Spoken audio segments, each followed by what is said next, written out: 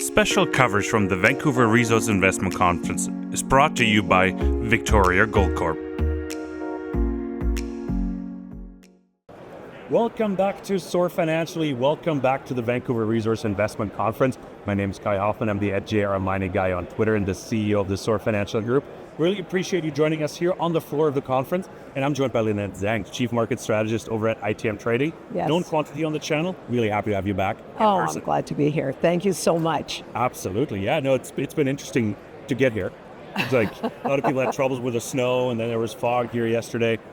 It's an exciting conference. Like there's good energy. Oh, very good energy. And I love Vancouver anyway. And frankly, coming from Phoenix with all of the sun, this weather is a nice little change. Absolutely. And you're close to the ocean and it's refreshing. Yes, it is. Good. Although this morning there was a fire apparently in North Van. The smoke was coming over. It's terrible. So, okay. Lynette, we've got about 20 minutes to talk a bit about like everything we can. Absolutely. But I want to focus on what is actually trending, what is happening, what should we be paying attention to. And I think the topic of your workshop, I think, is quite a good pathway to go down on. It's the currency of life cycle, or the life cycle of currencies. Exactly. Maybe we should talk about that because de-dollarization was a big trend. It disappeared. Where are we at? Well, okay, the de-dollarization continues, but it's really interesting because like everything, currencies have a life cycle.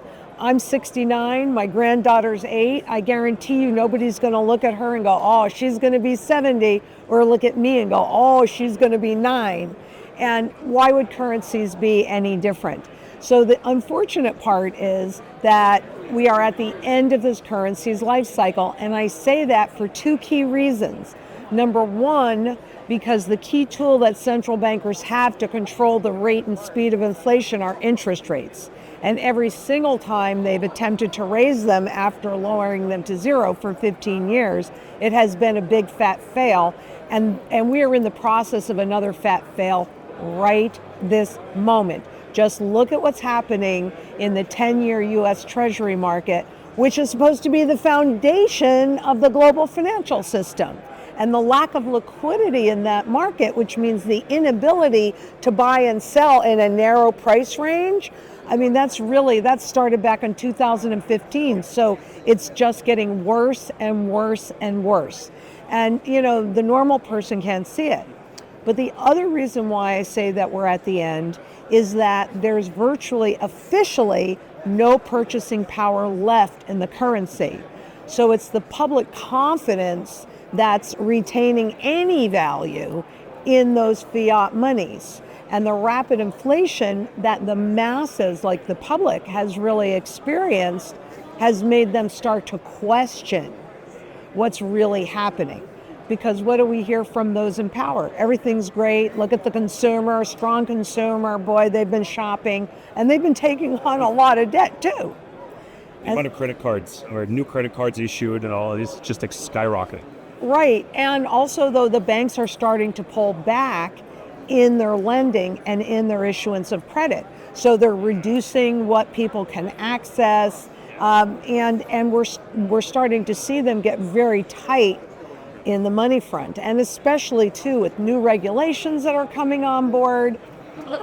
There are a lot of issues that are happening, and for the Federal Reserve, we could very well see this as early as this spring, kind of a repeat of what happened in 2019, the last time they attempted to raise rates, not as rapidly as they've done recently. Two and a quarter, I think, two and a half points, or 250 basis points, I think. Exactly. And the money markets, the repo markets, which is really the money markets, froze.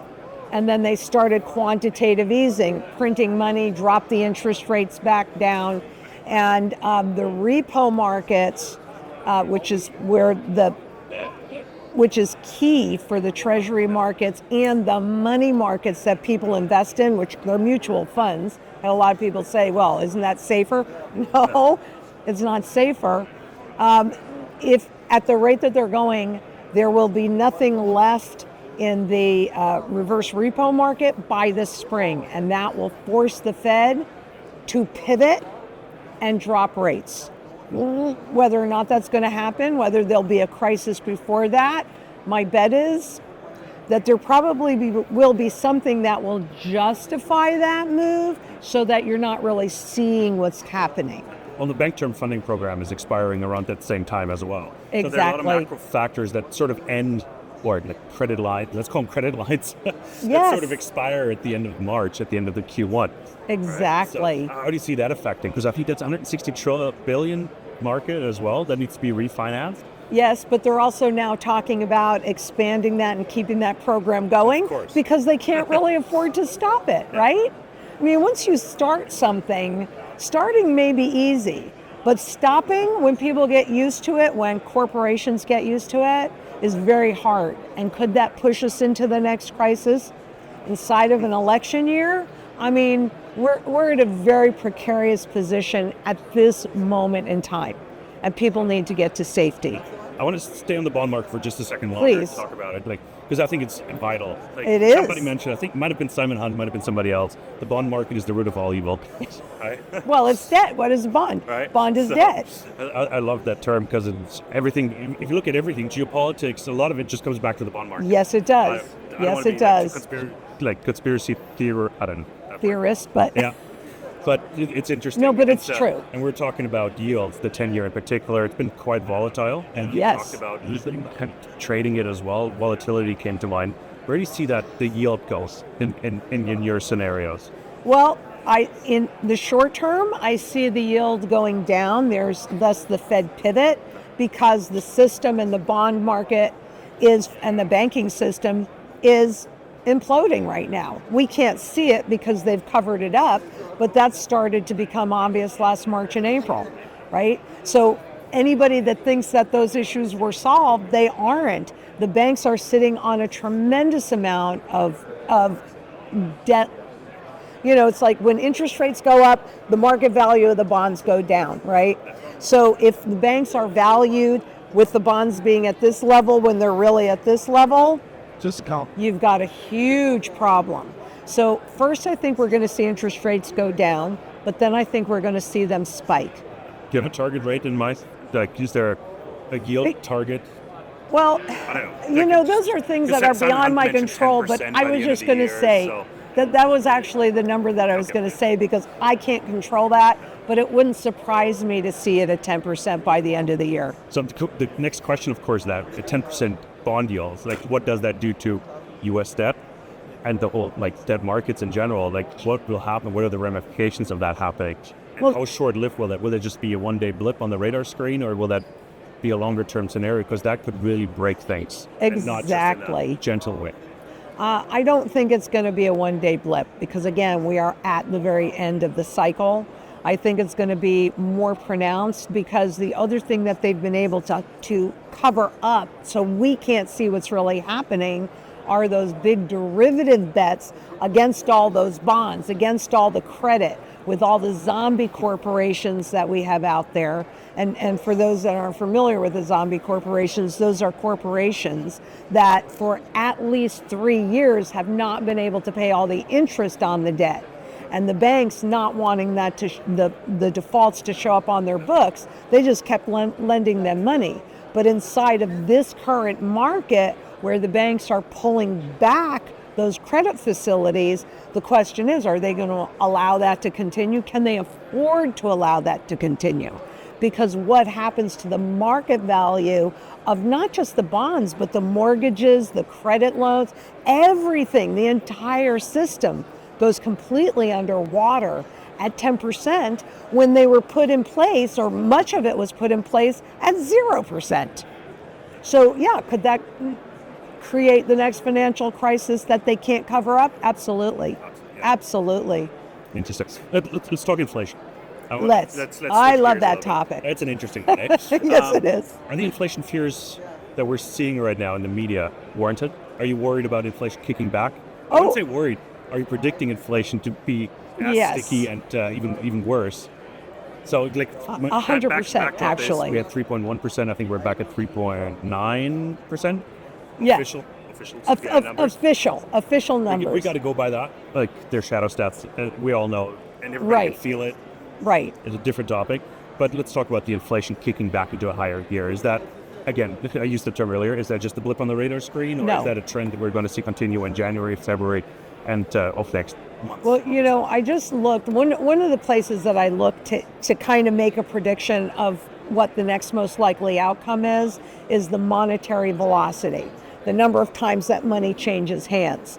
And we've seen it peaked in 97. So that was at the point where taking on more debt actually did stimulate the economy. But since 97, that's been dropping in a very precipitous way. And one of the things that I've been paying attention to is when that turns in a precipitous way, and that has already turned. So, hey, I could be wrong. However, I do believe that the hyperinflation that we are going to see, and thus interest rates, and that inflation moving up a lot more rapidly, I believe that's already started. And that's witnessed by that shift in a very pervasive way in the monetary velocity chart, because that is completely trend shift. And that's the other thing, right? What I'm talking about are repeatable patterns that you see every time you reach the end stage of a currency's life cycle, just like the age, et cetera, of a human being, right? You can see these patterns and they just repeat over and over and over again. And you don't even need to necessarily understand them at a deep level, but if what you do understand is that whenever there is a pattern shift, it means something, right? Then you can see that we are at the end. And the movement upward in the monetary velocity, where's inflation going? They haven't conquered inflation. That's garbage. That is absolute garbage. I'll go on level. I'll put my technical neck on the line for that. So yes, sticky? Yes, very sticky. And the difference between inflation and hyperinflation is simply the speed at which it happens. Absolutely. Interesting topic, that inflation, like trueflation, if you want to believe that indicator, just dropped below 2%. So if you want to believe that as a leading indicator, how I do it the next FOMC meeting, right? Absolutely. Yeah. It's a joke. We're at a commodities conference, Lynette. We got to talk about precious metals in particular. Absolutely. Still the most dominant. Absolutely. Around. I think we got a gold company there, uranium, silver, gold, coal. I'm just looking around, just getting you a flavor. Right. But it's mostly gold, silver companies still. Yes. What's your expectation of the market for gold and silver for this year? Well, for one thing, when you look at the charts, I think it's quite interesting that in almost every currency, gold, spot gold, which is a contract, is making new highs, right? The physical market, the physical only market is where you see, again, this trend, new highs, et cetera, that has broken out in a pervasive way. But even in the spot market, right, we have to understand that a rising gold price is an indication of a failing currency. And once people truly understand that the currency, the fiat money, the Canadian dollar, the US dollar, the Japanese yen, it doesn't matter, take your pick. Once we realize that they are going away, they are hyperinflating away, then you look to real money, good money, commodity money. So that's one of the reasons why I really like to do this conference. We've got the miners, but there's a finite amount of gold and a finite amount of silver, whether it's in the ground or it's above the ground. Gold's the primary currency metal against which all other fiat money, so government debt-based money, is reset, right? So they'll suppress the price, but even in the US, we've got a quadruple top? That just doesn't really happen. It's a rare technical occurrence. Let's see. Exactly. Yeah. But it's also an indication of the manipulation. So I do anticipate much higher even spot gold prices this year because that breakout is already occurring. And when you look at, for all of the miners that are here, they're all in costs to mine. I mean, that kind of puts a floor underneath your gold prices, your silver prices, and look at the difference between the demand and supply, especially in silver, and the price. I mean, it's a joke. Yeah. It's an absolute joke. Me, I like the hard asset, right? gold, silver, real money. I hold it, I own it outright. It runs zero risk. And this, frankly, is the time to be running zero risk. Absolutely. No, and you can use it to pay action as well. Yes, I can. Coming back, failing currencies, one thought occurred to me while you were chatting, is like the Japanese yen. Okay, obviously a failed currency, but it's still around. Well, Doesn't seem like it's going to get abolished anytime soon.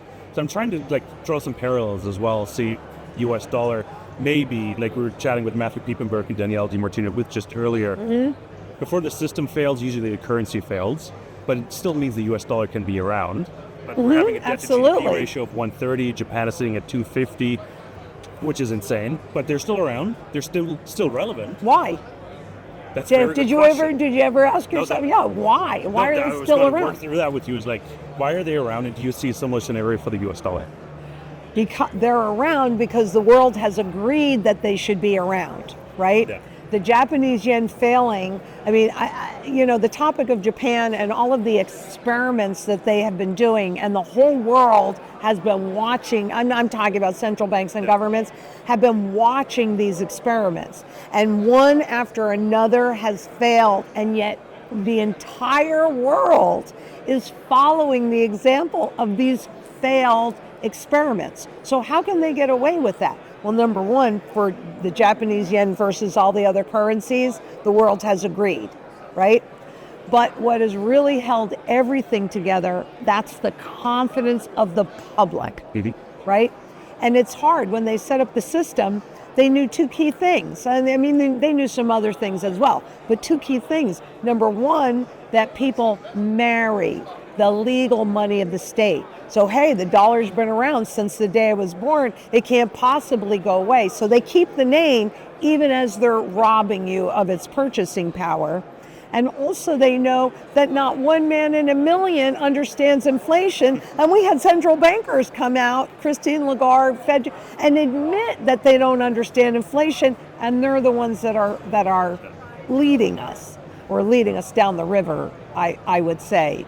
So, again, the difference between inflation and hyperinflation is the speed of that inflation. And that's what created a problem for the central bankers, because when you have rapid inflation, people lose confidence and trust.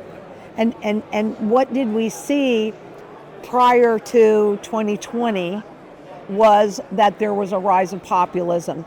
And there were more and more conflicts around the world with the public distrusting the governments. Well, that was quashed in 2020, but it's rising yet again. And what's interesting in the US is they're talking about Joe Biden's form of populism versus Trump's form of populism. Okay.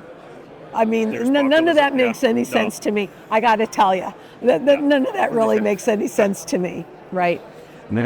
Populism, people don't care until it impacts them. Yeah. And so if you're in the elite class, or you're making enough income and you're able to withstand and weather the inflation that everybody is dealing with, then you're not really paying attention. But we're seeing right now a creep from those areas that have lost hope into those areas that still have hope because they have the money, right? That's changing. That's changing actually pretty rapidly. So we're really witnessing a rise in loss of confidence and populism. One of my biggest fears doing these interviews, and I've followed, is the timing thing. We always talk about, okay, this is happening. Right. I'm worried about going to the loony bin just because it's never happened. Okay. It is happening. That's why I'm looking at Japan, for example, because they're sitting at 250 debt to GDP ratio. The U.S. is at 130. My question is now, how much longer can the U.S. prolong the suffering, right, to get to this level? Because it's still a doubling in whatever it is we're doing right now. Oh, absolutely. Right? Let's assume tomorrow we could have 60 trillion in U.S. debt. Let's go back to that 10%, right? Yeah. Let's go back to that 10%. That would definitely, I can't say because it's not within my control, but my bet would be that the height of that and the loss of value in all of these debt-based instruments would absolutely have the potential to overwhelm the system and overwhelm the central banker's ability but also position a crisis that if we don't come together in community, could usher in the CBDCs, the central bank digital currencies, and the full control and surveillance economy. And that's why, I do all these shows and I travel around the world talking about community, because we have to look at securing, we individuals, 2 levels of community, 1 local, so that if what happens in 2020 and you lose access to food, water, energy, security, barterability, wealth preservation, community, and shelter, you lose access to those things that enable you to sustain a reasonable standard of living. Okay, if you have a local community and you've created a relationship with this farmer, or all of these different entities, well, if they know you, you're more likely to get what you need to sustain your family.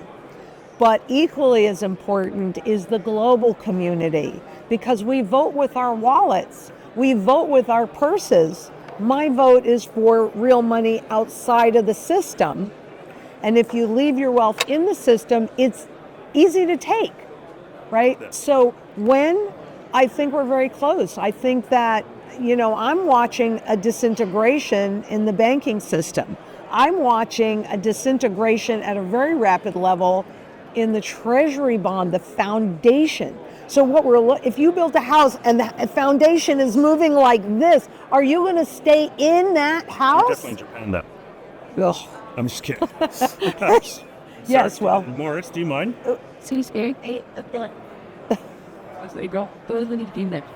Okay, well, we're at a show.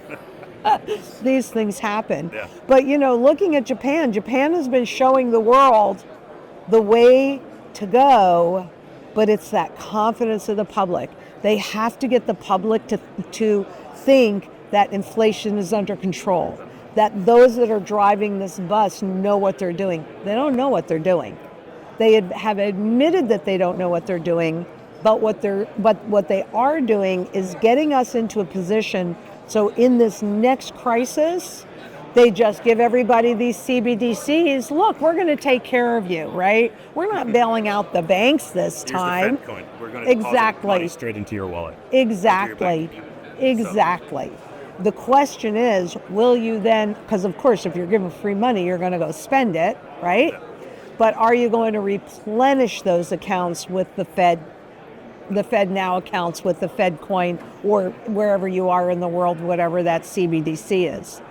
Interesting experiment in Zimbabwe, where it's very interesting, and I just dug into this, and it was really virtually impossible for me to differentiate, because about a year ago they came out with a 1 ounce gold coin to make sure that their purchasing power could be protected. But you have to say, okay, well, who can afford a 1 ounce gold coin in Zimbabwe? The 1% or maybe the top 10%. And so then they came out with a gold-backed CBDC, but it's not convertible into the gold, right? So is it there? Exactly. What's the point? And I tried to find out, well, how many of the CBDCs have gotten adopted versus the gold coins. I couldn't really figure that out. Yeah. I really couldn't find. I dug and dug and dug. So they're hiding that. The gold coins are doing great, and they're going into the population that'll get all of the wealth from the rest of the public. And I think that is really a huge key for everybody. And that's why if you don't hold it, you don't own it, because it's just a contract. And any contract is only as good as the counterparty to that contract. Absolutely. We all know it. It's like the money doesn't deposit in your account. What's the contract worth? Exactly. So, tough. Very last question, and it just came to me while we were chatting about gold coins. I was thinking Walmart and Costco are selling gold bars as well. Voila! What does that mean? And what do you make of that? Because the uptake is insane. Oh my God, yes it is. As soon as they're listed, they're gone. And what that means is the public is becoming aware. And that is such a good thing. I love seeing that, because we need to be aware. Yeah. Now I'm not attention to it. Actually, headline news. Exactly. And I think that's what it is, because It's by the grace of the public that these people are empowered. That's the point of the community. We come together. There's a lot more of us than there are of them. Why should they be ruling us? Have they done such a great job? Well, they have of robbing us. For 330 million people, something like that. So, absolutely. Lynette, phenomenal conversation. Last question, gold price and at the end of or next year at this conference. Wow, okay. I would say, well, okay, we're breaking out right now, so we're well above 2,000. 3,500 would not surprise me. But again, does that reflect the true value of a physical ounce of gold and silver? No, it does not. So technically, we're breaking out, and I think we'll see substantially higher. But when you look in the physical-only market, that's where you see the truth. Well, it's good. Awesome. Lynette, where can we find more of your work? It's been a fantastic conversation. Well, you can do a search on me, Lynette Zang, and I'm on YouTube, I'm in Twitter, I'm all over the place. I do lots of interviews like this. It's been so much fun, and that's where you just search me. Fantastic. I'm around. Awesome. Thank you so much for your time. Really appreciate you joining us here on the floor of the conference. Everybody else, thank you so much for tuning in. I hope you enjoyed this conversation as much as I have. If you have any comments, leave them down below. Leave a like as well, and if you haven't done so, because I know 85% of you watching have not subscribed to the channel for some reason. Let's change that. Yeah. See? Yeah. My God. Really appreciate that. And we'll be back with lots more here from the Vancouver Resource Investment Conference. Thank you.